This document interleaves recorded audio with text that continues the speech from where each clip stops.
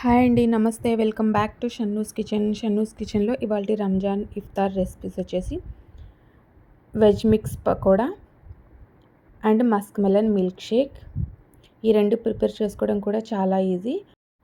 కర్బూజా milk shake prepare చేసుకోవడానికి ఒక బౌల్ తీసుకొని అందులో ఒక 1/2 లీటర్ వరకు పాలు పోసుకోండి. ఈ పాలను ఒక పొంగు వచ్చేంత వరకు వేడి చేసుకోవాలి. ఈ విధంగా పాలు ఒక పొంగు వచ్చేంత వరకు మీడియం ఫ్లేమ్ మీద వేడి చేసుకోవాలి. ఇవి వచ్చేసి సగ్గుబియ్యం. ఇవి ఒక అరగంట ముందు నేను నానబెట్టి పెట్టుకున్నాను. ఈ నానబెట్టిన సగ్గుబియ్యాన్ని కూడా ఇందులో వేసేసి సగ్గుబియ్యం కొంచెం ఉడికేంత వరకు ఉడికించుకోవాలి. ఒక 15 మినిట్స్ పాటు ఉడికించుకుంటే సగ్గుబియ్యం అయితే ఈజీగా ఉడికిపోతుంది.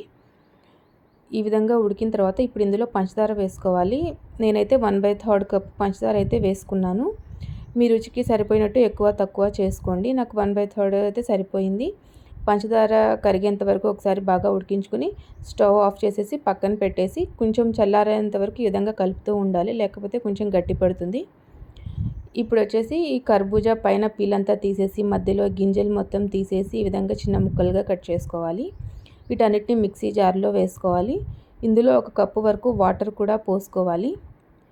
వాటర్ కూడా పోసుకొని మెత్తగా గ్రైండ్ చేసుకోవాలి. ఎటువంటి లంప్స్ లేకుండా చాలా మెత్తగా గ్రైండ్ చేసుకోవాలి, పేస్ట్ లాగా. ఈ విధంగా కొంచెం కలుపుతూ ఉంటే ఇది కూడా బాగా చల్లారిపోతుంది. ఇప్పుడు ఈ మస్క్ మెలన్ జ్యూస్ అనేది ఇందులో యాడ్ చేసుకోవాలి. ఈ విధంగా జ్యూస్ మొత్తం యాడ్ చేసుకున్న తర్వాత ఒకసారి బాగా మిక్స్ చేసుకొని ఫ్రిడ్జ్లో స్టోర్ చేసుకోండి.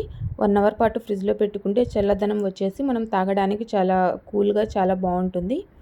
1 అవర్ తర్వాత ఈ విధంగా గ్లాస్లో సర్వ్ చేసుకుని పైన కొన్ని డ్రై ఫ్రూట్స్తో సర్వ్ చేసుకొని తాగితే చాలా టేస్టీగా మస్క్ మిలన్ మిల్క్ షేక్ అయితే రెడీ. నెక్స్ట్ రెసిపీ వచ్చేసి మిక్స్ వెజ్ పకోడా. ఇది ప్రిపేర్ చేసుకోవడానికి ఈ విధంగా చాపర్లో నేను అన్ని వెజిటేబుల్స్ని కట్ చేసుకొని వేసుకుంటున్నాను. క్యారెట్ వేసుకుంటున్నాను, క్యాప్సికమ్ వేసుకుంటున్నాను, క్యాబేజ్ వేసుకుంటున్నాను. ఇంకా ఇందులో పొటాటో అండ్ ఆనియన్ కూడా వేసుకుంటున్నాను. ఈ విధంగా అన్ని వెజిటేబుల్స్ని వేసుకోవాలి. ఈ వెజిటేబుల్స్ అన్నీ మీ ఆప్షనల్, మీ దగ్గర ఉంటే వేసుకోండి, లేకపోతే ఇందులో ఏ 1-2 ఉన్నా వేసుకోవచ్చు. ఈ విధంగా అన్ని వెజిటేబుల్స్ని వేసుకొని ఈ విధంగా సన్నగా చాప్ చేసుకోండి. మీకు కావాలంటే సన్నగా తురిమి కూడా తీసుకోవచ్చు. ఇప్పుడు ఇందులో పాలకూర కూడా వేసుకుంటున్నాను. 1 కప్పు వరకు సన్నగా తరిగిన పాలకూర తీసుకుంటున్నాను. పాలకూర వేసుకోవడం వల్ల ఈ పకోడీ అనేది టేస్ట్ బాగుంటుంది. ఇప్పుడు ఒక గ్రీన్ చిల్లీ సన్నగా కట్ చేసుకొని వేసుకుంటున్నాను.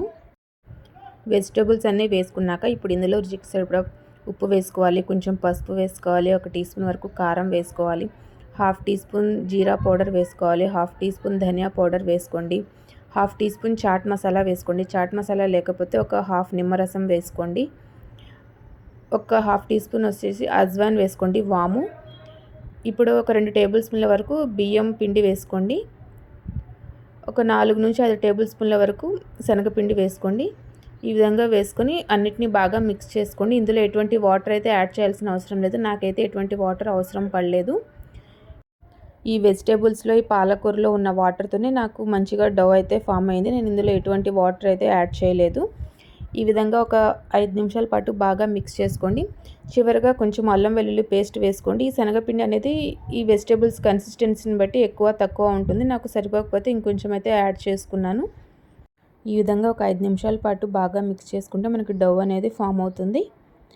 ఈ విధంగా ఫామ్ అయిన డవ్ని ఇప్పుడు వేడివేడి ఆయిల్లో చిన్న చిన్న పకోడీలాగా వేసుకోవాలి. ఆయిల్ కొంచెం హీట్ అయ్యాక మీడియం ఫ్లేమ్ మీద ఈ పకోడీలను వేయించుకుంటే tasty mix veg pakoda ready. చాలా హెల్తీ రెసిపీ. ఈ విధంగా మంచిగా గోల్డెన్ కలర్ వచ్చేంత వరకు వేయించుకొని ఆయిల్లోంచి తీసేసుకోవాలి. ఈ విధంగా టిష్యూ పేపర్ మీద వేసుకోవడం వల్ల ఎక్స్ట్రా ఏమైనా ఆయిల్ ఉంటే కనుక టిష్యూ పేపర్ అబ్జర్వ్ చేసుకుంటుంది.